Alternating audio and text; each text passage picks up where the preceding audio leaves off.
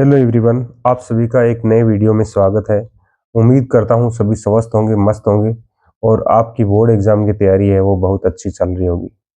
अगर आप अभी भी तैयारी नहीं कर रहे हैं तो फिर तो आप समझ सकते हैं कि क्या होने वाला है, क्योंकि कल के बाद में लगभग 10 से 15 दिन बचे हैं एग्जाम के।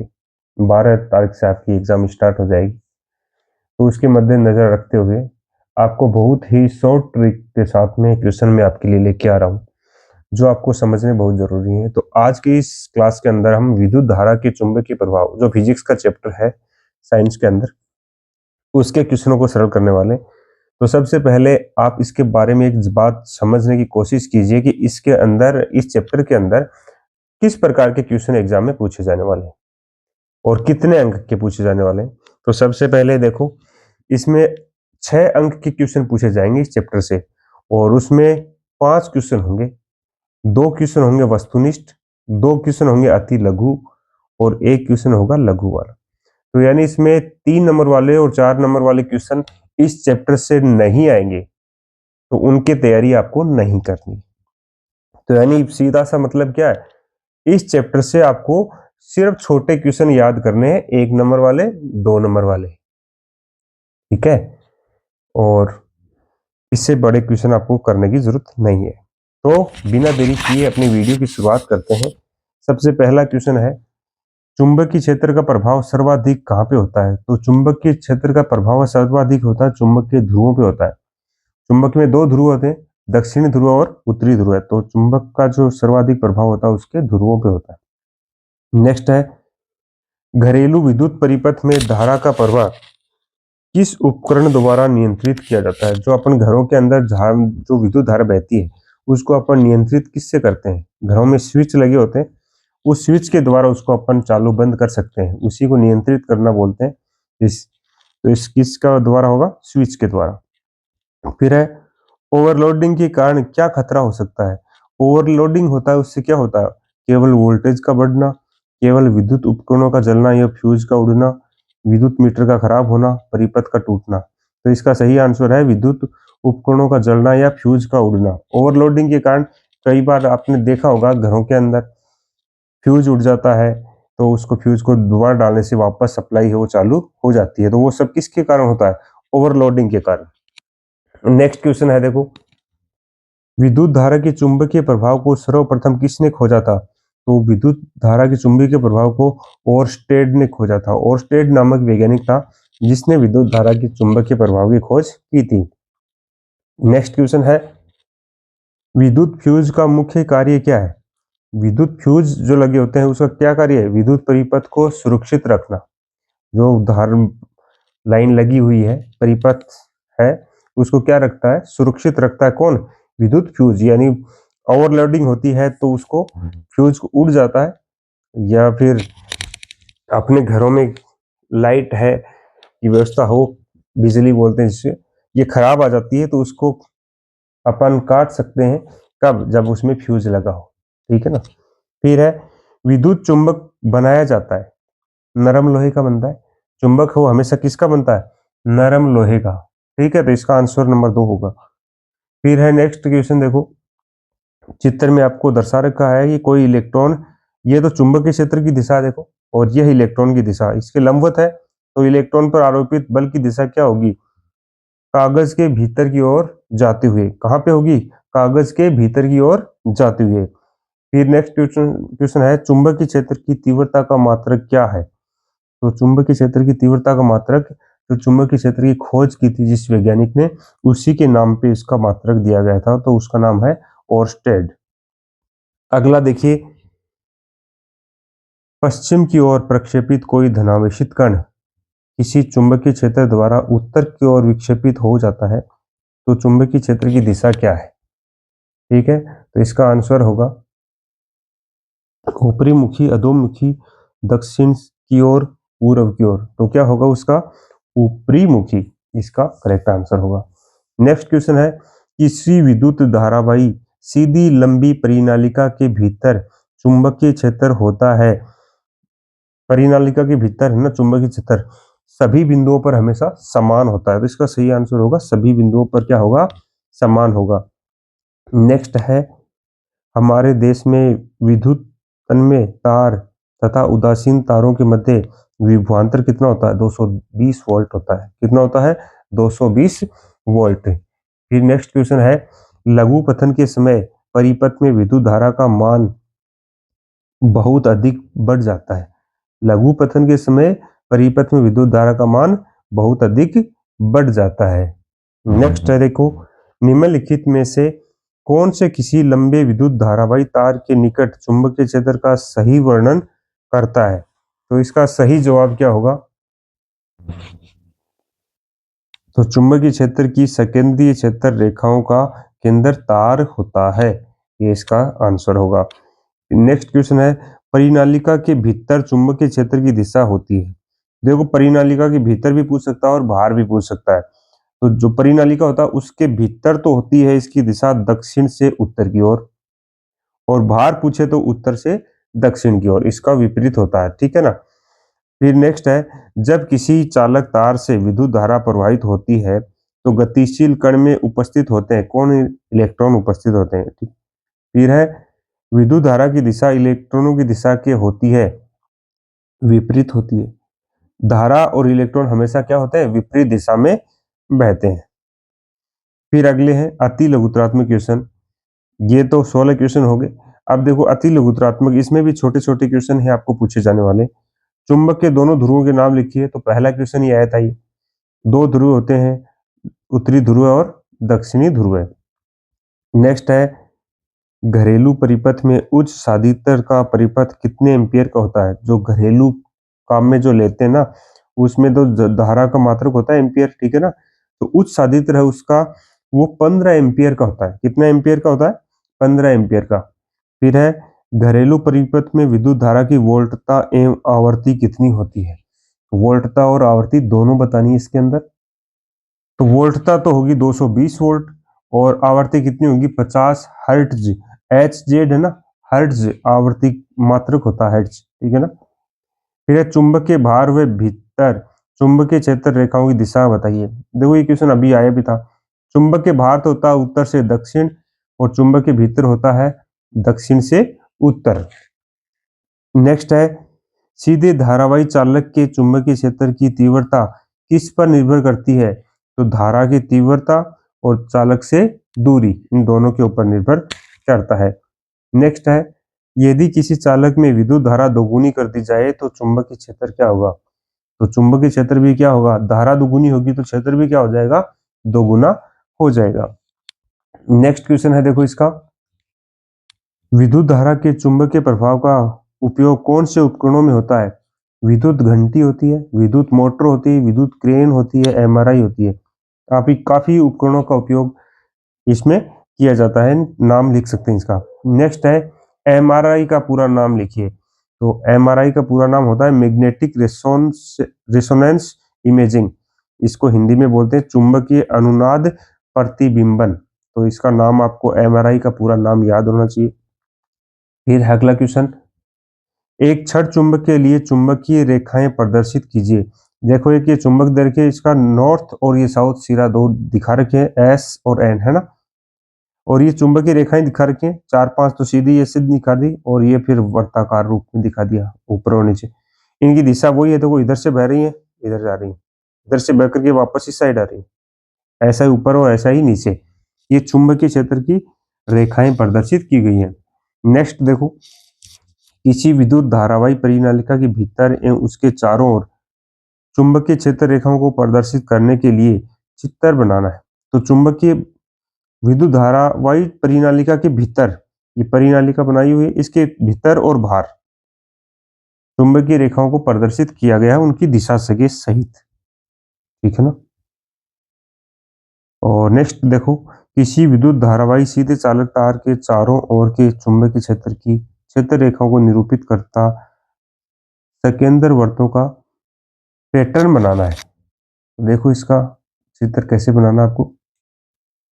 देखो, परिवर्ती परिपथ बना दिया, ये बना दिया, यहाँ पे एक्स, यहाँ पे वाई। ठीक है, यहाँ कुंजी लगा दी, यहाँ बैटरी या जिसको सेल बोलते हैं, यहाँ एमीटर लगा दिया।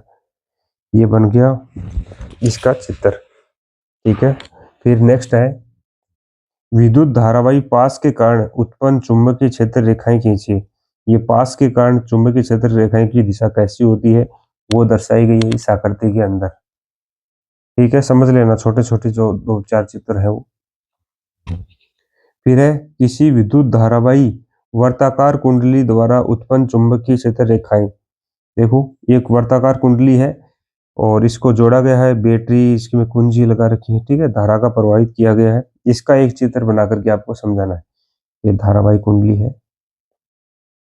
नेक्स्ट क्वेश्चन देखो, विद्युत परिपथों एवं साधित्रों में सामान्यतः उपयोग में होने वाले 2 सुरक्षा उपायों के नाम लिखिए। तो एक तो विद्युत फ्यूज, एक भू संपर्क तार, जिसको अर्थ बोलते हैं साधारण भाषा में। फिर है चुंबकीय क्षेत्र में धारावाही चालक तार पर लगने वाले बल की दिशा किस नियम से जानी जाती है? तो वो है फ्लेमिंग का बाएं हाथ का नियम, वाम हस्त जिसको बोलते हैं,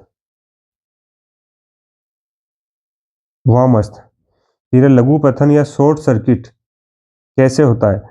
विद्युत तन्मय एवं उदासीन तारों से सीधे संपर्क में आने के कारण क्या होता है? शॉर्ट सर्किट, जिसको लघु पथन भी बोलते हैं, ये हो जाता है। फिर है किसी चालक तार में विद्युत धारा प्रवाहित करने पर क्या होगा? तार के चारों ओर चुंबकीय क्षेत्र है वो उत्पन्न हो जाता है। उसमें धारा प्रवाहित करते ही तार के चारों ओर क्या हो जाता है? चुंबकीय क्षेत्र उत्पन्न हो जाता है। फिर है चुंबकीय क्षेत्र से क्या अभिप्राय है? किसी चुंबक के चारों ओर का वह क्षेत्र जिससे उसके बल का संसूचन किया जा सकता है, उस चुंबक का चुंबकीय क्षेत्र कहलाता है। तो एक एक अंक वाले क्वेश्चन इतने ही बड़े आने वाले हैं। ठीक है, नेक्स्ट देखो, किसी विद्युत धारावाही चालक से संबंध चुंबकीय क्षेत्र की दिशा ज्ञात करने के लिए किस नियम का उपयोग किया जाता है? तो दक्षिण हस्त अंगुष्ठ नियम। नेक्स्ट है चुंबकीय क्षेत्र में किसी विद्युत धारावाही चालक पर लगने वाले बल का चित्र बनाइए। तो ये चित्र बना करके दिखाना आपको। ये चुंबक है, देखो इसका नॉर्थ और साउथ सिरा है। ये एक दूसरा ये लटका रखा है कुछ धारावाही चालक तार, और ये स्टैंड दिया हुआ है। इसको एक परिपथ के द्वारा जोड़ करके इसका चित्र बनाना है। नेक्स्ट देखो, लघुत्रात्मक क्वेश्चन है वो किस प्रकार के आपके आने वाले। जैसे पहला क्वेश्चन है विद्युत चुंबक किसे कहते हैं? जब किसी नरम लोहे के टुकड़े में से विद्युत धारा प्रवाहित की जाती है तो वह चुंबक की भांति व्यवहार करता है और उसी को क्या बोलते हैं?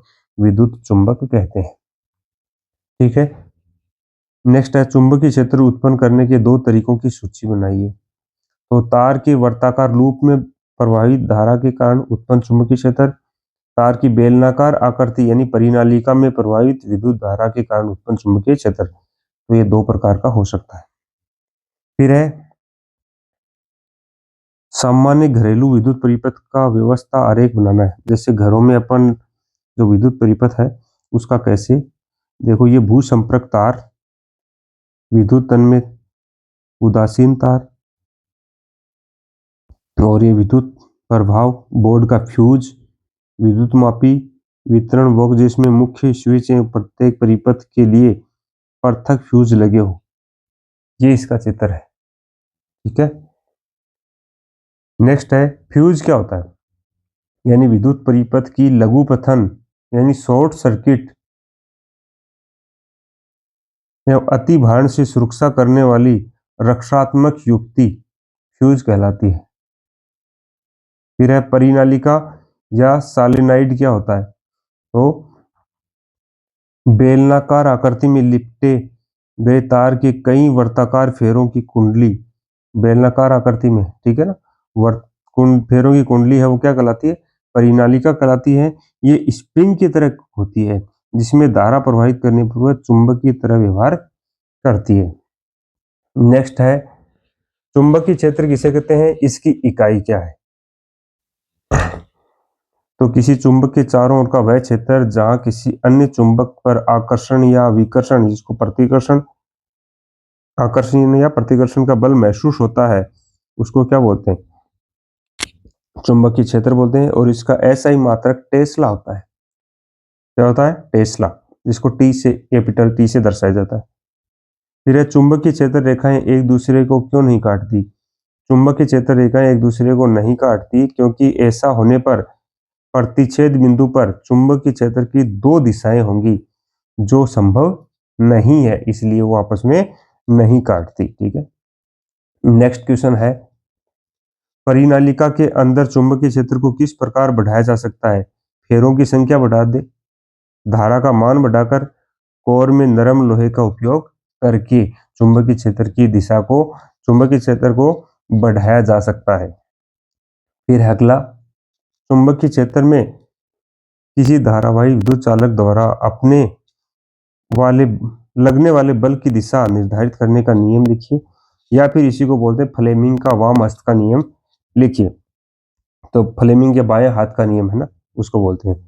यदि हम अपने बाएं हाथ की तर्जनी, देखो अपने हाथ में जो अंगुलियां होती है, अंगूठा, देखो अंगूठा, ये एक अंगुली है, ये दूसरी अंग, तीसरी, चौथी, ठीक है ना।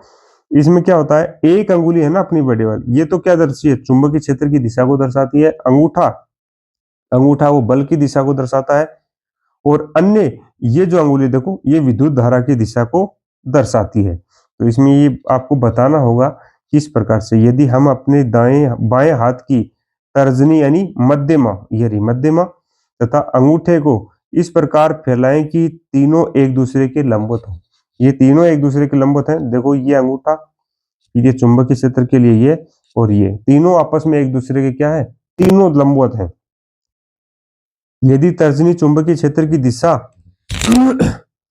तथा मध्यमा चालक में प्रवाहित धारा की दिशा बताती है, और अंगूठा चालक पर आरोपित बल की दिशा को बताएगा। इसे हम फ्लेमिंग का वाम हस्त नियम कहते हैं। ये अंगूठा, इसको तर्जनी बोलते हैं, इसको मध्यमा बोलते हैं। ठीक है, ये तर्जनी, ये मध्यमा, और ये अंगूठा। नेक्स्ट है, चुंबक के निकट लाने पर दिक् सूचक की सुई विक्षेपित क्यों हो जाती है? दिक् सूचक को चुंबक के निकट लाने पर चुंबकीय क्षेत्र के कारण दिक् सूचक सुई पर एक बल युग्म कार्य करता है, जिससे दिक् सूचक सुई विक्षेपित हो जाती है। नेक्स्ट है, चुंबकीय क्षेत्र रेखाओं के गुण लिखिए। चुंबकीय क्षेत्र रेखाएं चुंबक के बाहर उत्तर ध्रुव से निकलकर दक्षिण ध्रुव में प्रवेश करती हैं, जबकि चुंबक के अंदर उनकी दिशा दक्षिण ध्रुव से उत्तर ध्रुव की ओर होती है। चुंबकीय क्षेत्र रेखाएं एक बंद वक्र का निर्माण करती हैं। चुंबकीय क्षेत्र रेखाएं एक दूसरे को कभी नहीं काटती, क्योंकि एक बिंदु पर चुंबकीय क्षेत्र की दो दिशाएं संभव नहीं है, इसलिए वो एक दूसरे को कभी नहीं काटती।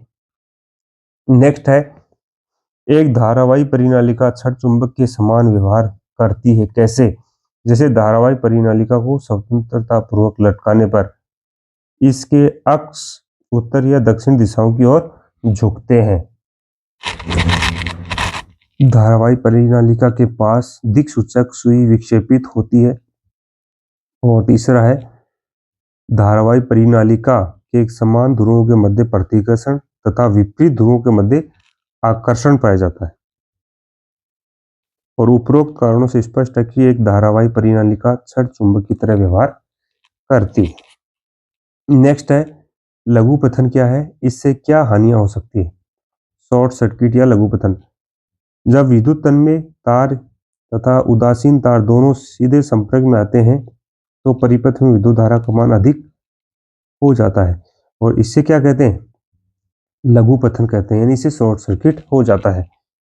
लघुपथन से होने वाली हानियां, लघुपथन से परिपथ में विद्युत धारा अधिक बहने लगती है, जिससे परिपथ जल सकता है अथवा आग लग सकती है।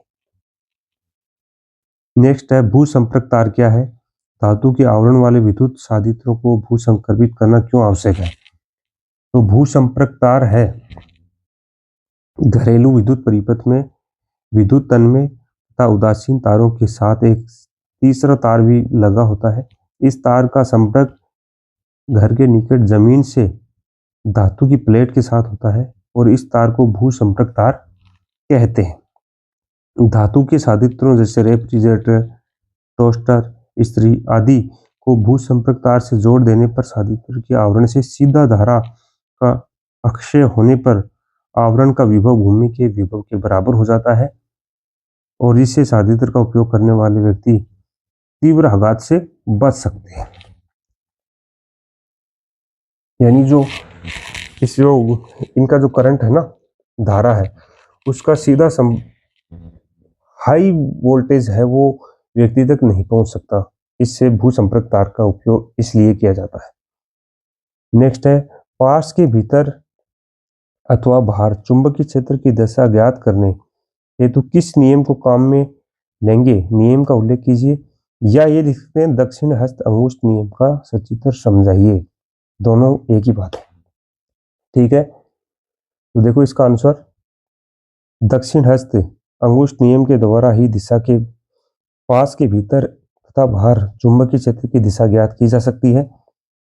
इस नियम के अनुसार अपने दाएं हाथ से विद्युत धारावाही चालक को इस प्रकार पकड़ें कि अंगूठा विद्युत धारा की दिशा को और संकेत करें तो मुड़ी हुई अंगुलियां चालक के चारों ओर चुंबकीय क्षेत्र की क्षेत्र रेखाओं की दिशा में लिपटी रहेंगी। देखो ये रेखा विद्युत धारा बह रही है, अंगूठा धारा की दिशा में है और ये अंगुलियां हैं कि इसको दर्शा रही है चुंबकीय क्षेत्र की दिशा को।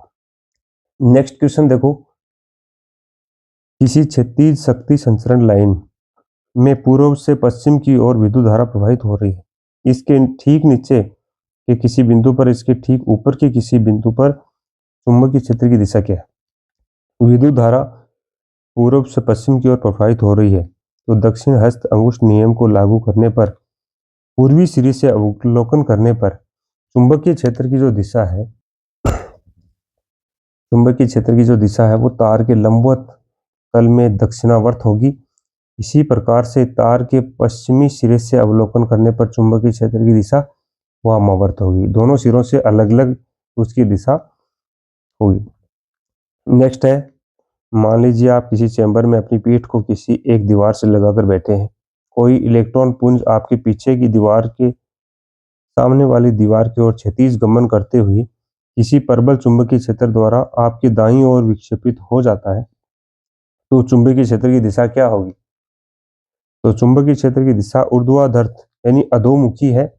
विद्युत धारा की दिशा सामने वाली दीवार के पीछे की ओर दीवार तक है, क्योंकि ऋणावेशित इलेक्ट्रॉन पीछे की दीवार से सामने की दीवार की ओर गमन करते हैं, तो चुंबकीय बल की दिशा दाईं ओर होती है। इस प्रकार फ्लेमिंग के वाम हस्त नियम का उपयोग करते हुए ये निष्कर्ष निकाला जा सकता है कि किसी चैम्बर में चुंबकीय क्षेत्र की दिशा अधोमुखी होती है। नेक्स्ट देखो, घरेलू विद्युत परिपथों में अति भारण से बचाव के लिए क्या सावधानी बरतनी चाहिए? तो एक ही सॉकेट से एक से अधिक शादितों को नहीं जोड़ना चाहिए। एक ही समय में बहुत अधिक शादितों का उपयोग नहीं करना चाहिए, यानी एक साथ में बहुत ज़्यादा, जैसे फ्रिज है, कूलर है, सब एक 10-12 आइटम चला दिए, तो घरेलू ज़्यादा परिपथ में ज़्यादा नहीं जोड़ने चाहिए। फिर है, दोषपूर्ण शादितों को परिपथ में नहीं जोड़ना चाहिए, जिनमें कुछ थोड़ी बहुत कमी हो उनको नहीं जोड़ना चाहिए। विद्युत परिपथ में फ्यूज जुड़ा होना चाहिए, क्योंकि उस पर अति भार यानी लोड बढ़ जाता है तो फ्यूज उड़ जाए, तो इससे है वो लघु पतन होने से बच सकते हैं। फिर है, विद्युत का उपयोग करते समय रखे जाने वाली कोई 3 सावधानियां लिखिए। फेज तार को हमेशा स्विच के नियंत्रण में रखना चाहिए। विद्युत औजारों के ऊपर विद्युत रोधी आवरण होना चाहिए। तार है उसके ऊपर जैसे प्लास्टिक चढ़ा हुआ होना चाहिए। फ्यूज उपयुक्त क्षमता एवं पदार्थ का होना चाहिए, यानी फ्यूज है वो अच्छे प्रकार के प्रयोग में लेना चाहिए। तो इस प्रकार से ये चैप्टर हमारा यहीं पे समाप्त होता है। मिलते हैं नेक्स्ट वीडियो में, तब तक के लिए धन्यवाद। जय हिंद, जय भारत।